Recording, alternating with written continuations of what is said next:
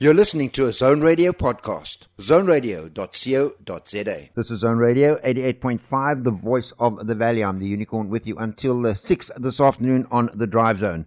Now, a while ago, we spoke via Zoom to a man called Des Palm about an organization called CapeXit. And they're an organization that would like to see the Cape independent, and it caused quite a reaction. And to that end, we've decided to invite them back to give us an update on how things are going. And he's brought with him a gentleman who's an expert in this field of what's it called, secession. And his name is Dr. Peter Hammond, but I'll let Des introduce him in a moment. Good afternoon, Des. How are you? Richard, very well. Thank you. And thanks for inviting us back. You're welcome. If I knew what you were going to look like in the flesh, I probably wouldn't have. But anyway.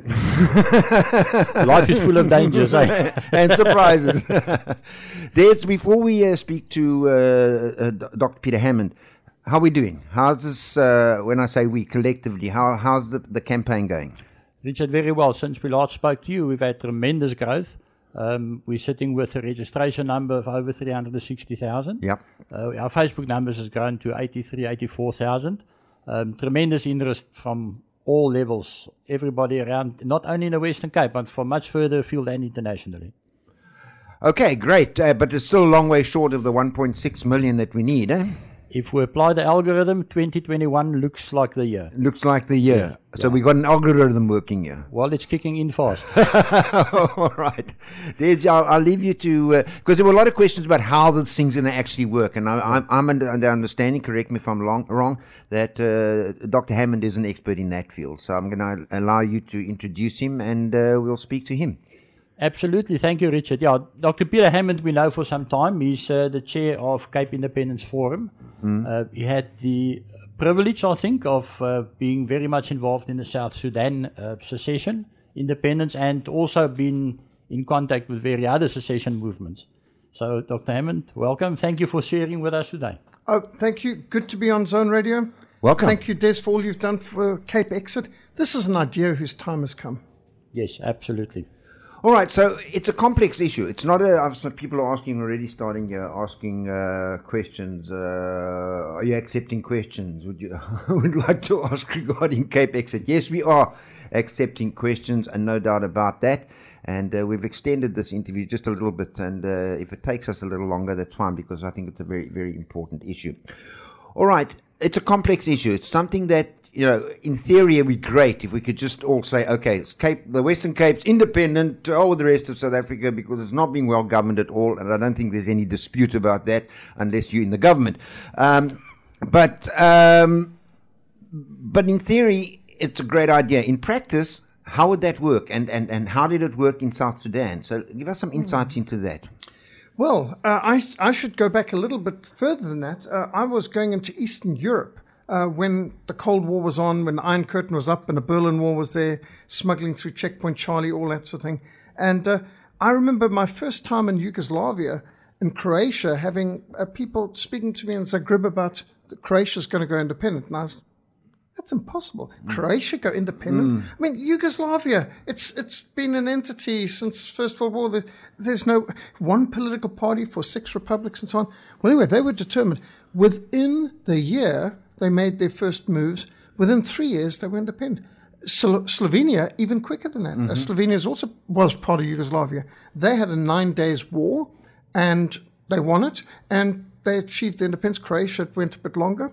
But it's not always a war. Sometimes it's more peaceful. So, for example, when Czechoslovakia got their independence, when I first started going to Czech and Slovakia, I didn't believe they could get free from the Soviet Union, let alone independent. But they not only had the Velvet Revolution, called the Velvet Revolution because nobody died in the revolution, but they had the Velvet Divorce, when Czech and Slovakia split into 2 separate sovereign countries, good neighbors, but peacefully, and they called it the Velvet Divorce because, again, nobody died. But then you go up to Latvia, Estonia, and Lithuania, the 3 Baltic states, who were invaded by the Soviet Union in 1940 and lost their independence. And they started already in 1980s, still under the Bolsheviks, under the Soviet Union. They started what they called the singing revolution. Now, they had very little protest options open to them. And so they started singing their cultural songs, which was actually not allowed by the Soviet Union. But they had these singing to the extent that my daughter, as part of the Cape Town youth choir went up to the Choir Olympics in Latvia, which is now called the cultural capital of Europe, and they had 200 and something different choirs from around the world. And by the way, Stellenbosch Choir won internationally, incredible. But what an event. And they started what they called the Baltic chain. They had a continuous line of people on both sides of the highway going all the way up through Latvia, Lithuania, and Estonia, singing on the side of the road. And so it was a singing revolution, again peaceful, but they achieved the independence because they had their flag, they had their identity, they had their culture. And let's bear in mind, not that far away from us, Namibia was part of South Africa. For a long time, Namibia seceded in 1990. And to be honest, they're doing better than we are. They're doing better than most. Namibia is a separate issue because Namibia was a protectorate all along anyway, and then was incorporated into, it was a German protectorate, and then it was incorporated into South Africa. Yeah, actually, we invaded them in 1915, but anyway. And incorporated them, and and then theirs wasn't as much. Was it as much the people saying, listen, we've had enough of being in South Africa, or was it more a question of South Africa saying, I think this is the right idea, this is the right thing to do? It was more mutual. It wasn't a conflict as such, because South Africa agreed it's time for you to get your independence. But still, it was treated as a fifth province. It was treated as part. That's why we were up on the border. In fact, in the 80s was to protect Southwest Africa. Well, once all of that was over and we no longer needed the land there to put big military bases, I think it was a fait accompli. But the point is, they seceded peacefully. Yes. And they're doing economically well, and they have less resources and population than the Cape does. Yeah. No, they are. Look, they are. Look, if I could live there tomorrow, I would. Quite frankly, if I could live anywhere else, I would. But well, when the Cape's independent, you'd want to live here. Well, you see, I follow a lot of this on Twitter. I follow a lot of people. You're starting to see CapeXit coming up as a hashtag a lot on Twitter at the moment. And I saw a really classic dope and a joke. Some guy said, "I'll be there. We'll call it the Cape of Good Dope." So anyway. Those Baltic states and the thing that you spoke about earlier on, their situation is not really the same as ours, because they were originally an independent culture that was taken over by the Soviet Union, and then so there was always that. Have we got that in the Western Cape? Actually, we do, because remember, the Cape had its own parliament, identity, going back before there was a Johannesburg, before there was a Kingdom of Zululand. The Zulus just celebrated 200 years of the Kingdom of Zululand just a few years ago. The Cape has been its own political entity since the 1650s. So we go back, in fact, we go back further than that, but there's a very unique Cape culture. And so considering the fact that we were not asked, there was no referendum in 1910. The British invaded Transvaal and the Free State. Well, they actually invaded the Cape too. And they forced us all together as part of the British Empire, and we didn't have a say in it in 1910. So the fact is, the Cape has got its own distinct culture, language, traditions, heritage, religions, very unique people. And yes, we're very multilingual, multi-ethnic, multicultural community, but we've always been distinct. And the Cape's got its own distinct culture, and we've got our own borders, and we were recognized before 1910 as an independent, as a separate political entity. So there is that. I do believe we've got every right to choose. If the Union of South Africa in 1910 was legal, then we've got the right to, if it was a voluntary union, we've got the right to withdraw. If it was forced, which is what I think it was, then we've got even more right to withdraw. Okay. All right, so let's just clarify this before people start asking questions about it, then we can answer it up front. CapeXit is not a political party. Let's clear that right up front. Yeah, absolutely. CapeXit is an NPO, non-political, absolutely. Okay, so you're not trying to rule the Western Cape. You're not trying to. What you want to do is you want to get a referendum. Absolutely. Once you've done with that, then you're done, basically. Then we retire. Then you retire. Yeah. Okay. Now, let's assume that happens. Let's assume that we get to that referendum point. And people in the Western Cape, because I'm guessing you're going to have to be resident in the Western Cape to take part in the referendum. At the time of the referendum. Yes. Yeah. All right. Now, let's say we get there. Okay.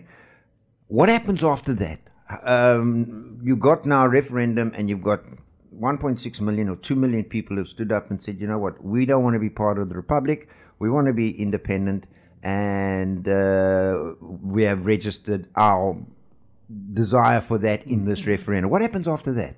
Well, after the referendum, you're going to go into setting up your district governments and your central government. Who? The people. It's a direct democracy. It will absolutely be governance by the people for the people. Direct democracy, the people will have a direct input. So your 6 district governments will go into a normal election phase where you will existing 6 district governments. The existing 6 areas of the Western Cape. Will go into an election phase, and they will elect their representatives in the district government. But your level of accountability is going to be much higher than currently. At the moment, every 4 years you're going to try and win at the polling station to get a party removed or to hold them accountable. With a direct democracy, accountability is right on your doorstep. If you're not happy with somebody, they're not performing, because any politician he's on your payroll, you're paying him. Yeah. So the people must have a more direct input in that. And that is what will happen in the phase after the referendum, to establish your district governments and establish your central government. Okay, is it a practical solution? I mean, is it? You know, I've always thought that Cape independence was a good idea for many reasons. Because decentralization is better than centralization. Just think Unicity versus the old efficient municipalities we used to have, just as an example. Tower of Babel versus decentralization. Switzerland's an excellent example of decentralization. Singapore's an economic model of success. Why must we follow in the footsteps of failure, socialism? Why can't we follow in the footsteps of success, like tax havens, which creates jobs and brings in investors and job creators? So obviously we don't want to repeat the mistakes of the past. We don't just want a localized version of the chaos of South Africa. But I think it's way past now Cape independence being a good idea. It's now absolutely essential for survival. We've had negative growth rate economically. This expropriation without compensation speech 2.5 years ago killed economic investment confidence. Investors fled. We pushed away so many job creators. There's been so much of the chasing away job creators, employers, and investors, and now we've been negative. So we've gone from badly run country with massive amount of gangster state looting. According to the African Union Task Force on Corruption, we lose to government corruption 32% of our GDP every year. 32% of the gross domestic product is stolen, looted by government. Now, we're not counting taxation. We're not counting inflation, which is a hidden tax. We're just counting corruption. Steals 32% of the gross domestic product every year. Now, I'm sure you've heard about how overtaxed we are on the Cape, and everyone listening knows this. But this is no longer a good idea. This is essential for survival, because now we've got, since March of this year, lockdown, which is economic suicide. Some people call it economic suicide. Some call it economic euthanasia, but that suggests that the patient wanted to commit suicide. This is economic murder, killing of the businesses of tens of thousands, hundreds of thousands of people, millions of jobs at stake, which many are closing their doors permanently under this chaos. I think it's either you go down with the SA Titanic or you launch out an independent Cape. I don't think we've even got a choice anymore. This is just pure survival now. Are people getting it though, Des? I mean, how long have you been running the campaign? Well, CapeXit started in January 2018. Okay, so that it's been going well over a year. By 2020, about 2 years now. 2 years. And yet only 300,000 people are interested. That's phenomenal growth for 2 years. That's is it? Phenomenal is growth. It? Yeah. Oh, yes. No, this is good. In fact, this is great. This is a phenomenal. If you look at the chart, the growth rate, it indicates there's been accelerated growth rate. This isn't plateauing. This is accelerating. We've got an exponential curve upwards in interest. So it takes a time for ideas to catch, but it's catching on right now. Okay. Yeah, you see, the thing is when, especially with this COVID, the whole COVID saga and the lockdown saga, where people really, the problems came in your face, and you had no choice but to sit back, reevaluate where you're going, what are the alternatives. There is no alternative. So the growth over the last couple of months has been exponential. And yes, they do get it, because they do get the fact that this goes about economic survival. It doesn't go about anything else. Dr. Hammond now referred to 1/3 of the GDP. Yeah, the GDP at the moment stands just over 4 trillion rand. So to have over a third of that stolen, Big number. 1.4 trillion, basically. That's gone. last year's stats. Yeah. Just last year's. Yeah. Now, Now, I see it's worse. Yeah. and we give the comparison now. If we say economic survival, we look at the year of 2017. In 2017, the Western Cape contributed 632 billion to the national GDP, which was around about 14%. We got 8% back. Yeah. We got 40 billion and 10 billion as a grant with special conditions. So Most of which was misappropriated Absolutely. and corrupt as well. Yeah. So if we were independent, we could cut our taxes. We've looked at it to less than 10% what they are now. yes, yeah. Less. And still be economically Oh, viable. yes. Absolutely. The more decentralized, the less your expenses, actually. In other words, no more unicity, real municipalities, real municipal control. Top heavy is just a cover for massive corruption.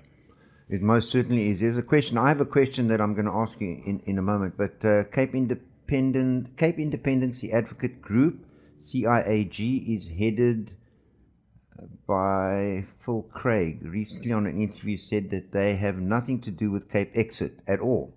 My question is, what is the difference? Craig said next week they will be starting their first official poll for secession. Thanks.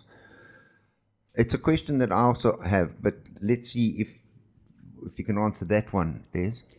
Cape Independence Advocacy Group is a group that is driving an awareness of the fact of independence. CapeXit is structured as an NPO with full accountability, corporate accountability, and we're driving to get the registration up to the level of 1.6 million.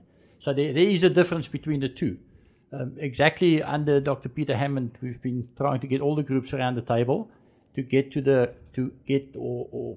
a common objective, if you can put it that way, and work together and know about one another. So it is a difference in the two groups. Yeah, because that was going to be my next question. I mean, I've got another group coming up. I hope that answered your question. I'm not too sure what this person's name is that asked the question. I think it's Andre. But there we go, Andre. I hope that answered your question. If not, let us know on the WhatsApp number that you've just used. All right. I've got another group coming in here next week or week after. I'm not too sure. They have a different vision. They want to divide the country in half. They want to include parts of the Northern Cape and the whole thing. Essentially, they're the same thing, but just a different division of the land, as it were. And then there's the Cape Party, or whatever they call themselves, which is a political party. There's so many others. What concerns me is there not a risk of this fragmentation resulting in a loss of momentum for what essentially is a must happen? I would say this is a healthy sign. It's the last thing we want is top-heavy, totalitarian monopoly. Let the marketplace of ideas have iron sharpening iron. This is excellent. It shows it's an idea whose time has come, because the fact that they say success has many parents, but failure is an orphan. And so the fact that more and more groups are coming up now with this basically same idea in the sense of decentralization, secession, self-determination, redraw the map, referendum. And it's quite right that people would come from different ideas, because you just think, is it right to have different shops in the shopping center? Why don't we just have one company running the whole shopping center with only one store? Let's go back to the department store idea, where, no, it's good to have family businesses and decentralization of choice, and we should have choice in every level. And so I think, but if you look at the different groups, they're structured with different goals too, because you need a political party, fair enough. You need a advocacy group that's going to make awareness, a marketing public relations group. You need a group that's going to be driving the particular engine of getting it to a referendum, which is the first major step you've got to get anyway here.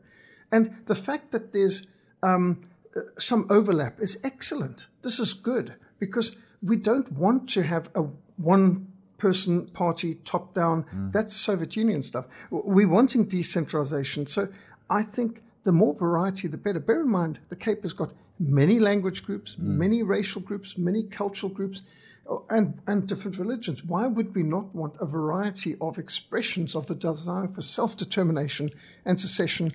And I believe that's the vision of the Cape Independence Forum. We're just a forum. We're not an organization. We just are seeking to get around the table, round table discussion, the different groups working for independence so that we can iron sharpens iron, mutual support, understand, and try not to get in one another's way, but see if we can cooperate on goals where we have a coordinated I get goal.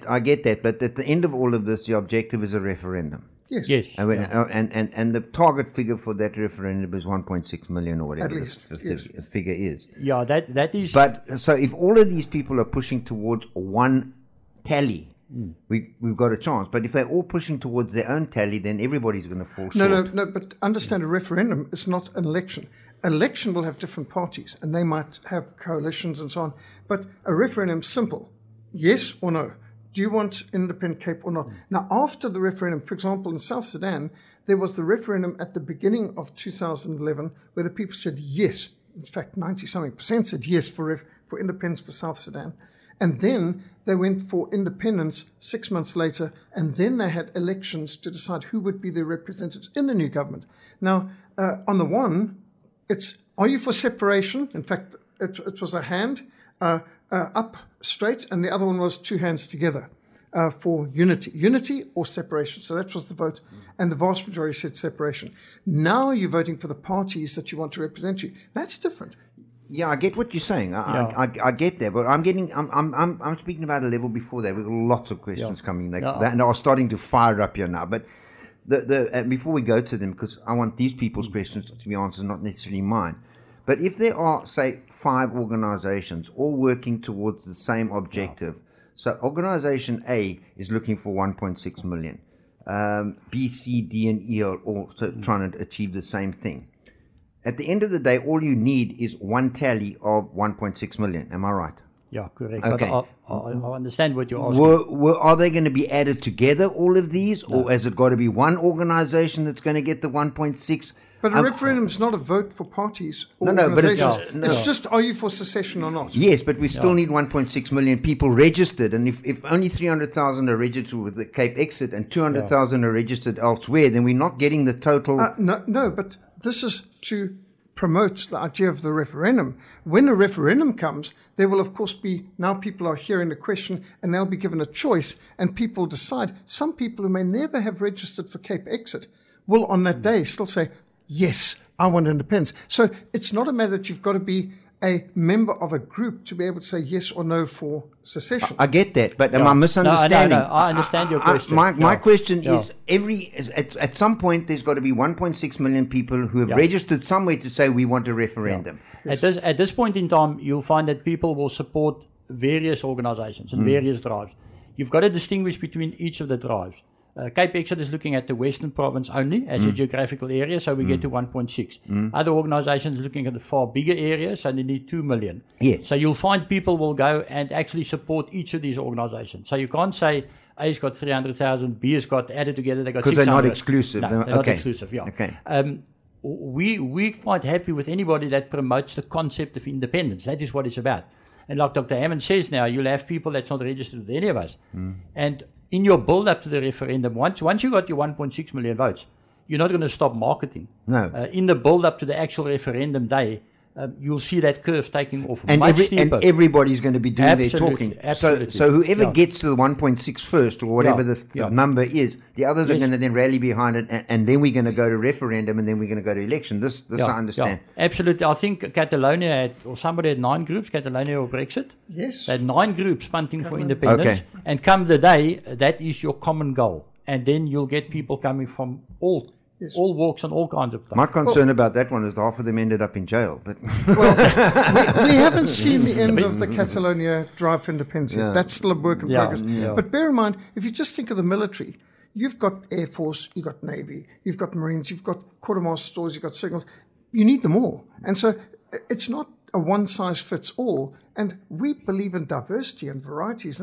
And some people will be working for independence through the art, other through the music, other through the internet, other people on the ground. We've got organizations, we've got webmasters, we've got people doing videos, and we need them all. Yes. It's all vital. And so we shouldn't think of this as competition as much as working to a similar goal. And a bit of healthy competition on the sports field is not bad. to make us better. But when it comes to the battlefield, so to speak, then of course we've got to be united. I get that, but at some point we've got to hit a number. Yeah. And you kind of answered my question in a way, but that was my concern. My concern is that who's going to hit the number and how's that going to work, and are we not diluting No. in any way? No. Okay.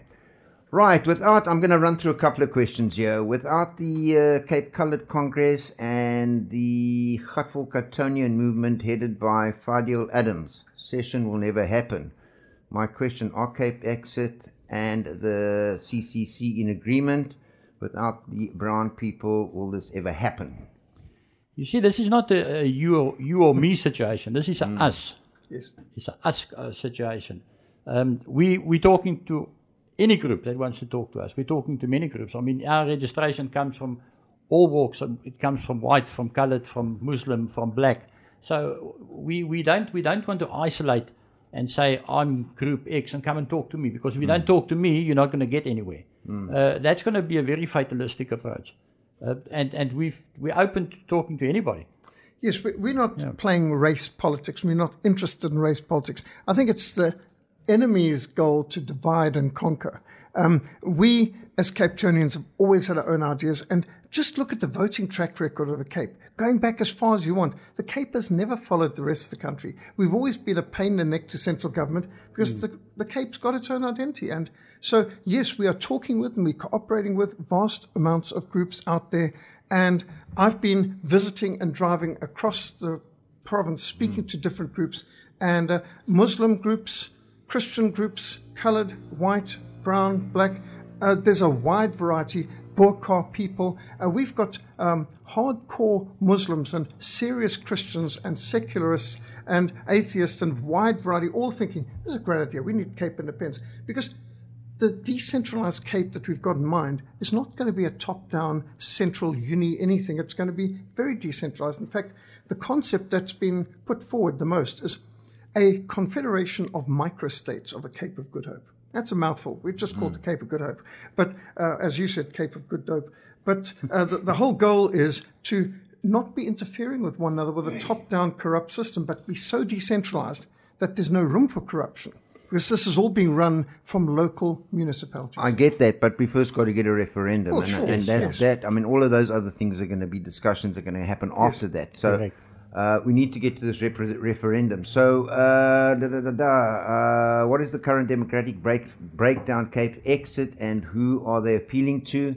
Are they making inroads into the coloured community to make this a reality, as they hold the key to success in succession, as they hold the percentage? As the census done in 2011, they hold 48.78% of the population. I think you've already answered that question. There is no doubt that the coloured community are vastly the most enthusiastic for independence. They feel they've been the most hard done by, they're the most discriminated against, and they've really had enough. And I believe, while I'm enthusiastic for Cape independence, all my coloured friends are more enthusiastic. Yeah, in fact, our registration is probably about 60% plus coloured people. Yeah. I would say. So, and who do we appeal to? We appeal to anybody that's in the Western Cape. Yeah, I get that, and I can agree with that. This is not a race-based organisation. No, not at all. We had that. No. We cleared that in our last conversation. All right, let's have a look. Here's another question. Afternoon, gentlemen. What obstacles can we expect from the ANC? And this is from Angie Luckman. Well, obviously, the government is our obstacle to everything. They're our obstacle to work. They're our obstacle to travel. They're our obstacle for freedom. They don't even want us to gather in churches and sing. They don't want us to have outdoor markets. They're an obstacle for us just to live right now. They're violating every one of our bills of rights, which makes this whole lockdown unconstitutional, illegal, which even high courts have determined. Nevertheless, obviously this government's going to want to stop us from doing it, but it's no longer up to them. We've way past the stage where countries go to war to stop secession. Even Britain was willing to let Scotland go independent. They had a referendum, and even Ontario, up in Quebec and in Canada, if they had voted for independence, Canada would have given it to them. So the way it's gone now, even Russia's let Belarus and Ukraine and so on go. So no longer is it acceptable to go to war against your own people when they have freely chosen self-determination. Our Constitution guarantees the right to self-determination. The AU Constitution does, and so does the United Nations Bill of Rights, which, by the way, Jan Smuts helped draft. But nevertheless, if the Cape decides to go independent and does it legally and peacefully, there's nothing the government can do except scream, rant, rave, threaten, bluster, try to divide, introduce the race card, which is about the only card they ever play, it seems. But because that's what keeps them relevant. yes, but this government talking about expropriation without compensation and lockdowns and all this nonsense, a lot of people don't even care what they've got to say anymore. So I think just like my friends in Eastern Europe didn't care what the Soviet Union or Yugoslavia or whatever was saying, they decided our future's better. Look, divorce isn't nice, but sometimes if there's an abusive relationship, divorce is sometimes the only thing you can do to save yourself from an abusive relationship. This is an abusive relationship. This is a political divorce. Yeah, I think R.W. Johnson said that the current government will be wise to actually give the Western Cape its independence because they'll end up with a very strong trade partner. So, yeah, absolutely. I mean, in fact, they would also get rid of most of their opposition. Yes, yeah. It's true. So all right, there might be a sense in which ANC would be happy to see us go because we've been a pain in the neck to them. Well, they've been a pain in the neck to me, but that's Exactly. just me. Anyway, but on that point that you've just made, Des, here's a question that came in from, I think it's the same person who sent us a question early on. I think it's Andre. I hope I've got it's right, Andre. Why is the DA saying this won't happen and are basically ignoring this growing movement and staying quiet? Why is that? I would have thought that they would have got behind this. Well, independence is not good for the DA because they got a national mandate. They're looking at South Africa as a whole, so they're not interested in getting the Western Cape to secede and become independent. We've approached them. We've actually shared our document. What is the feedback from them been? Well, we spoke to one of their leaders and was promised that we'll have a follow-up meeting, and then the whole shuffle came about and the federal chair was taken, and they just stopped coming back to us. So at the moment, their policy is ignore us. To be honest, if the DA was wise, they would go for independence because they will always be an opposition party in a centralized South Africa, or they could be a ruling party in the independent Western Cape. They've got a majority already in the Western Cape. If they wanted to go for independence, their premier could call for a referendum tomorrow if he wanted to. Absolutely. So I think it's in the interest. Can he call for that without 1.6 million signatures? Can he just do that? Yes, he can. Well, he will still be subject to national government. But the Premier has the right to he's call got the right. It's in the Western Cape Constitution. He's got the right to call a referendum. Yes. Yeah. We want to force him with a referendum, with a petition for the referendum. So this is my question. Maybe I would love to look. I think that he's doing a great job. I really do, Alan Wendt. I think that he's a really capable Premier. Well, compared to what the ANC is doing, obviously they're doing a spectacular job, but we still think we can do better. Well, I mean, I'm comparing him just to the standard that I set for a premier. I'm not comparing because most people's rabid dogs are better premiers than the rest of the country. But Alan Wendt to me is a guy who kind of says I'm going to do something. He generally delivers on it. I think the way that he's handled the whole lockdown COVID-19 thing has been admirable. The curve is turning. Things are better. They were talking today about putting the Western Cape at a lower lockdown status, all that kind of stuff. And generally I find that the guy is a doer. And it puzzles me that a guy with that kind of following, that kind of support, wouldn't just say, okay, you know what have we got to lose? What have we got to lose? Why? It's a question I know you can't answer, but a question I'd love to ask him. So what have we got to lose? Let's have this referendum and see what the people of the Western Cape say. If they say we want a referendum, they've lost nothing. If they say we don't want a referendum, they've lost nothing. I don't know why he wouldn't do that unless you have some insights. I agree, and I think it's in their best interest. But maybe they're thinking more of maybe we can get the whole nation instead of the Western Cape.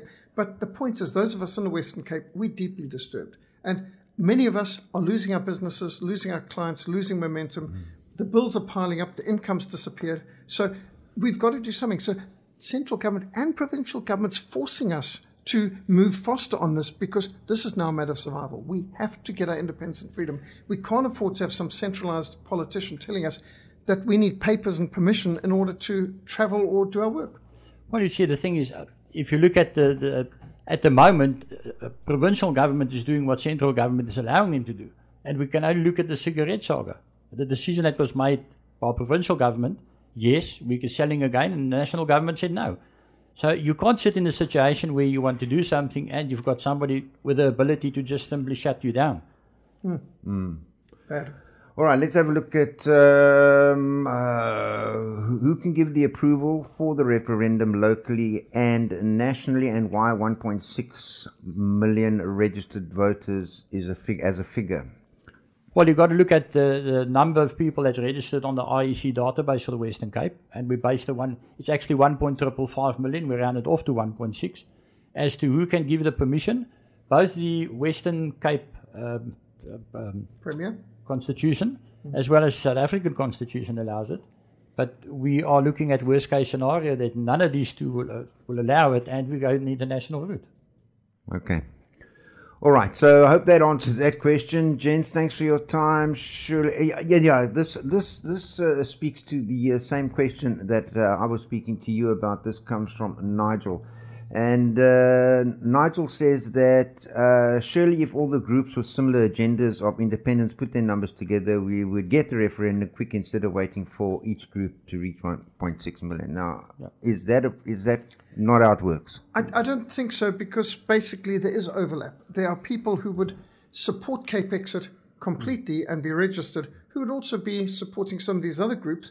And obviously, CapeXit is not a political party, so when it comes to voting for a representative, they might say, well, which political parties out there support self-determination, independence, secession, and they would be able to choose. But that's a political choice. Right now, before we get to that, we've got to get to the referendum. And so this is first steps.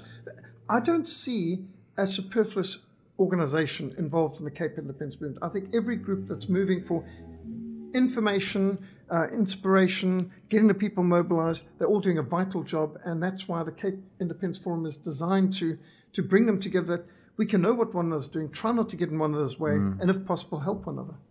All right, I hope that answers your question, Nigel. Okay, have I missed anything? Let me just see here quickly. They're coming in thick and fast.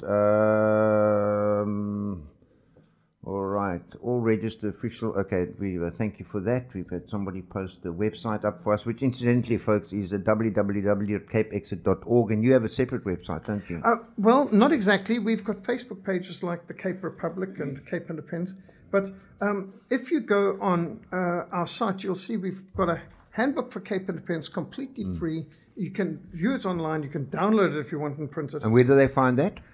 That's actually on my website, which is frontlinemissionsa.org. Frontlinemissionsa.org. Okay, that's a mission. But at the bottom of the page, you've got free PDFs, which is ebooks. They download that, and that's one of the options, Cape Independence Forum, and they can have this handbook free. Okay. We've also uploaded it on the Cape Republic Facebook page. Okay, cool. Okay, so we'll get all that information. We'll post that onto the follow-up. Yeah. If you give all of that information to the lady outside Janet, we'll put that onto the podcast. We won't have a video, your pretty face on YouTube. That's yeah. Hey, Des. I'll pay you later for that one. All right. If we have a referendum, is the 1.6 million against the whole of South Africa? No. Is it? No. Okay. No, this is just the Western Cape. It's not for people in Pretoria to decide what the Capes can do. It's only for Cape voters, registered voters within the Western Cape. It's a majority of the Western Cape voters' decision. It's not anyone else's decision. Now, here's the other question, which last time we actually did address in quite a amount of detail. It is, once the referendum is approved, the monitoring, because this person is asking, and if there is a referendum, is it monitored by an international independent body of the ANC? I don't know whether the ANC would be involved at all. The referendum then falls under things like the United Nations. They oversee it and that kind of stuff. We would want international observers that you could trust. And, of course, there's some groups that are not trustworthy. So we would want to have trusted independent ones. And hopefully you'd get people coming from countries that we do trust, like Switzerland and Latvia and Croatia. But the mechanism for a referendum is the IEC, isn't it? At this stage, it might be. But if they refuse, then we will have to set up a Cape-based organization for it. Yeah, look, there will probably be some tweaks into the system. Like we got expats, which will also be able to vote in a referendum, like with a normal election. but definitely international oversight. Hold yes. on, just come back to that. Now you blow my mind a little bit here. You've got expats from where? From here. From the Cape. Yeah. So they've got to prove if they're going to Yes, vote. like in a normal election. Okay, Yes, so it will be the Western Cape voters' roll, which essentially would Correct. make up And the that basis. person might be Correct. doing a job in Oman at the moment, or Aden, and they've got to have a chance of postal vote or something like that. Yeah, but definitely international oversight over the referendum. What stops the new country from becoming an SA in the future? That's the most important thing, which is why we've been putting together handbooks and manifestos on the way to and roadmaps to the future, because we don't want to repeat the same mistake. Top-down, centralized, Babylonian, Nineveh, pyramid stuff, bad, not good. Decentralized, much better. Checks and balances. And the best model politically we see is the canton system of Switzerland, which is direct democracy, referendum. And the economic model we want is tax havens, free enterprise like Singapore, where it's, Singapore, basically a swamp. They seceded from Malaysia in 1965, and they've done so well, they're an economic powerhouse. Phenomenal. When I get vast amounts of books printed off and get done in Singapore, they can do it 5 times cheaper than if I get done in Kenya, for example. So Singapore is an excellent model of excellence. So we want to follow examples of success, not examples of failure.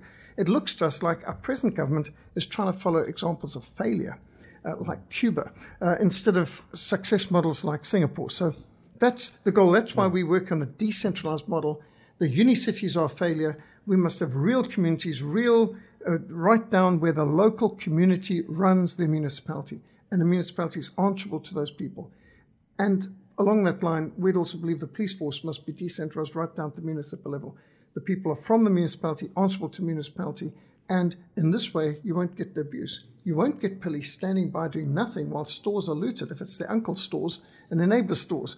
You won't have people allowing destruction of their municipality, whereas people from another part of the country might stand by and think, it's not my concern. We can't allow that. Things that we build up, what we've put our whole lives into, we want it protected and preserved. And that's why the communities in the Cape have really had enough of being looted and abused by the people from Gauteng. Right now, we want to take our own future back. I agree, and I do support it. I'm just looking at the practical implications of all of this. And, you're suggesting the canton system, for argument's sake. Somebody else may suggest something else. There's going to be a point, if there's a referendum and everybody says, yay, we want to go. Okay. That there's going to be a little bit of going to be in kind of a state of flux, really, because there's going to be negotiations about how this will work, and they're going to be some parties getting together. Will these parties be the organizations that have been driving for these referendums like CapeXit? Would they be part of that discussion? Because to find the infrastructure that all of the people want, I mean, you can't say to in Komiki, listen, you're going to have this local government, blah, blah, blah, and then and the Oaks in Bellville say, but that's not what we want to do, and it won't work for us. So we're going to have this situation where we're going to have to almost have like a big round table with. Well, to an extent, but in fact we found a solution to it, and the solution is the Swiss solution. Consider Switzerland. Multilingual, multi-religious, all kinds of backgrounds. There you have Catholics and Protestants and French and German and Italians, and they've managed to work together, and they survived First and Second World War, while Italians, Germans, and French were killing one another outside in wholesale millions and blowing the whole cities apart with 1,000-bomber raids, and yet Switzerland was an island of peace, not because they were neutral, because they were armed neutral and decentralized. So the French Catholics didn't feel threatened by the French Protestants or the German Catholics and the Italian Protestants, because they had worked out by decentralization. They didn't feel threatened by the neighbor. Now, when you know that you can run Noordhoek the way Noordhoek community wants to be run, and you're not going to be interfering with Massapomalele, they're going to run themselves, and the people out there in Scarborough, and wherever the people are, they make their own rules in that area. And if Fish Hoek wants to be dry, fine for Fish Hoek. And if Simonstown wants to be wet, well, that's Simonstown's call. This is the goal. That's why the centralized, totalitarian top-down is a recipe for frustration, oppression, exploitation, corruption. The decentralized model is the only model that can work in a multicultural, multi-religious, cosmopolitan place like Cape Town. We're the Tavern of the Seas. we've got such a variety. We've got so much variety here. The only way it's going to work is by being so decentralized that no one is being threatened and abused and oppressed by others. But even though you still have to have some form of centralization, because Not much. No, you don't need much at all. Centralization will be for things like foreign affairs and your And defense. national defense, that's it. The whole idea taxation, is surely. No, taxation's down the local level. necessarily, no. The idea is to bring it back to a municipal level, to direct democracy. Now, the political landscape will change after the referendum because now a political party can't come with a national mandate. They can't come and try and push for black economic empowerment or affirmative action. They now have to have a mandate that is local to the municipal area, where they represent the people. I mean, in real terms, not just lip service. Accountability at the moment is a word that's in the dictionary. It doesn't exist. All right, but at this stage of the game, that's the view of the folk at CapeXit, your Yes, view. yeah. The guys that are doing number E, they may have a completely different view. And they're soliciting people who want the same thing. They want the independence, but they want to see it take a different form.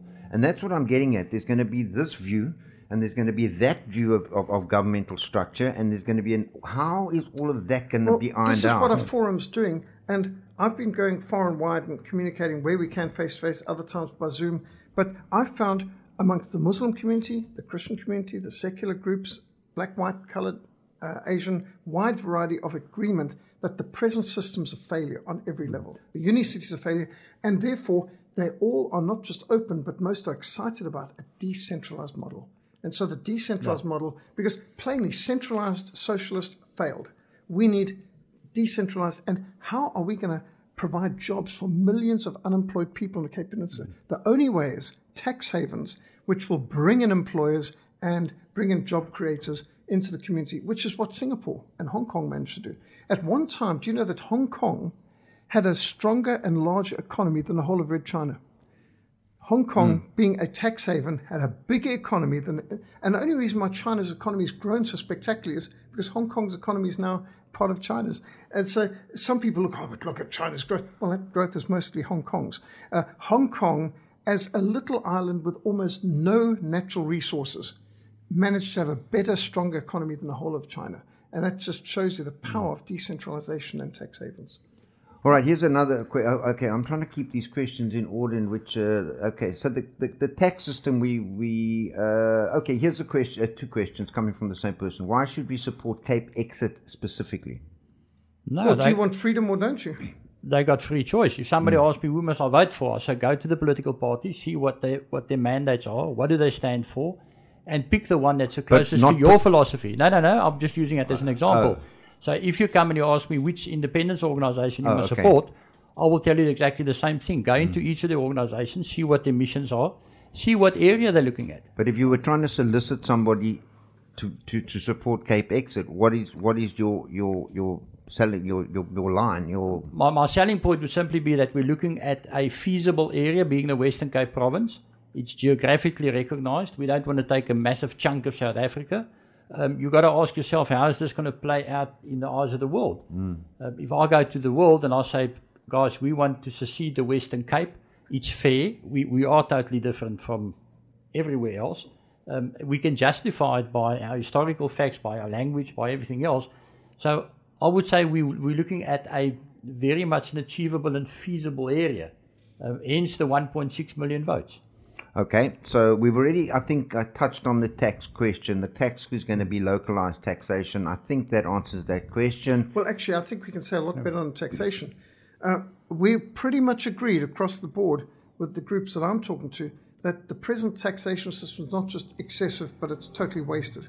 We can abolish GST, VAT, we can abolish all the taxes, indirect and direct, we've got right now, and replace it with TEAL, Total Economic Activity Levy. Economists have worked this out as the fairest system. Now, we're not saying it needs to be as high as 1%. We think it can probably be a half or a quarter of a percent. But just as an example, a 1% TEAL, Total Economic Activity Levy, on all electronic bank transactions would bring in more than what we're getting now with our present taxation systems. People say, how's that possible? Because it's across the board. It includes Anglo-American, De Beers, Old Mutual. It doesn't make exceptions of big companies and so on. Whereas right now, the tax burden is overwhelmingly unfair and disproportionate. Assuming those companies are based in the Western Cape, Well, because not they may necessarily. choose they may choose to be. Well, Well, any it doesn't matter local whoever's here. any local bank account in the Western Cape. And in fact, Teal will increase your your tax net 27-fold. But it'll decrease your personal tax burden enormously. Absolutely. So Okay. to a fraction, who wouldn't mind paying 1% or less total taxation? Because right now, we're paying what, 30, 40% or so, or more? If you look at how most of what you pay at the petrol pump is tax, so the indirect tax is colossal too. And most of it's being abused. I mean, if it was being used for good purposes, you wouldn't Yeah, mind. no, we accept that. We accept Indeed. that. All right, I think the tax is a little bit more complex and not for now because we are running out of time. There were, what happens if the ANC send 100,000 people into the Cape before the actual They vote? do. They already have. Yeah, And after the referendum is successful. well, just think of this. The ANC has been pouring in hundreds of thousands of people from their traditional support base in Eastern Cape for a long time, and they still have failed to get the Western Cape to vote for them. The Western Cape has never voted as a whole a majority vote for the ANC. The ANC has only by hook and crook ever gotten any power.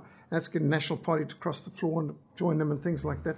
But the ANC will try, but you know what they found? Many of those who've come from Transkei don't vote at all, or don't vote for them because they're not even getting the amount of votes that you would think from the numbers they've got there. So I think there's a lot of apathy, and I've come across many of the people in Khayelitsha totally fed up with the ANC because they say they promise so much, they deliver nothing, they're so corrupt, service delivery and so on. So their protesters, many of them, they don't vote. The way I see it, if the system is decentralized, they can send as many people as they like. Well, also after Well, that's also true. when your referendum carries a yes vote, there are international law that you can actually rely on to start closing your borders and having control. Yeah, but like I say, I mean, if it's going to be decentralized, then it depends on But where that- they actually live, that's also true. and they may have their ANC enclave, or they, That's true, yes. that is possible. But this is the only way to have a peaceful progress and productivity in a community is to be decentralized. Because all these government regulations, which all of us have felt now, I mean, all of us have felt these regulations. Government's not meant to be our boss and our master. It's meant to be our servant, civil servant. And they're not right now. All right, gents, I think I've covered all the questions that have come in. There have been a lot of them. I hope I've covered everybody's questions. I do apologize if I did overlook it, but they were coming in fast and furious on WhatsApp. Thank you for being here, Des, and Dr. Peter Hammond. Thank you so much for your time and your enthusiasm. There's no doubt the man is enthusiastic about this. My final question, Des, is that do you think this will happen? Absolutely, without doubt. Huh? Absolutely, without doubt. And how long do you think realistically before we're talking about an independent, whatever the form of government is, an independent Western Cape that is not going to be subservient or need to be subservient to what I call the cactus cabal? Well, given the numbers coming in, the registrations, we are looking at 2021, around about the middle of 2021. If it steps up, it could be earlier. We are due to a municipal election next year too, which could be very helpful. The other thing to bear in mind is the more the government's unreasonable on this lockdown, the more they drag it out, the more supporters they pour our way. Yeah. Because many people were just busy about the normal life, but the government's forced people to stop the normal life. And because of their intrusion, they're actually stampeding people towards the independence option. I certainly think that that the lockdown has done your cause more good than harm. Thank you very much, Des. I'm sure that we'll catch up again and we'll keep in touch and see how it's going. Look, I hope you succeed. I must be honest with you. And if I look at what's happening on my Twitter feed, and everybody's Twitter feed is pretty much what they choose it to be. So it's not really the ultimate measure, but I'm seeing a lot more hashtag CapeXit, hashtag CapeXit. I'm seeing a lot of that, and I think that this conversation is something that we're going to have with you and other organizations in terms of the practicalities. I think people understand the concept now. But there are people that want to know what's going to happen with Coburg. There are going to be people that those are the kind of questions that down the line I think that we're going to have to be speaking about. so that people understand that it is practical, it is possible. Because most people I speak to say to me, it's a great idea, but will we survive economically? Now, you guys are saying yes. Well, and Namibia survived. Why should we not? We've got more than Namibia's got going for us. Yeah, absolutely. I mean, Yeah, if but you just look at the GDP. Namibia also doesn't have the same population, and there's a whole lot of other dynamics at play there, but it does work. But just imagine when you're not being taxed to death by the rest of the government. Most of our tax gets stolen and never comes back. So imagine how many people would like us to cut our taxes to a quarter. And that's, in fact, we can cut to 10%. I get that, but I understand that secession. I also awake enough to understand that each secession has its own set of circumstances and its own history and its own the way it was done, and the growth thereafter was.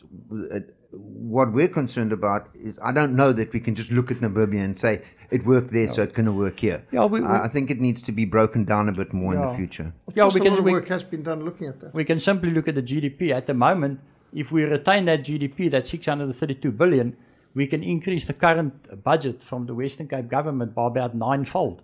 That is just one factor we're looking at. Okay. Yeah. All right.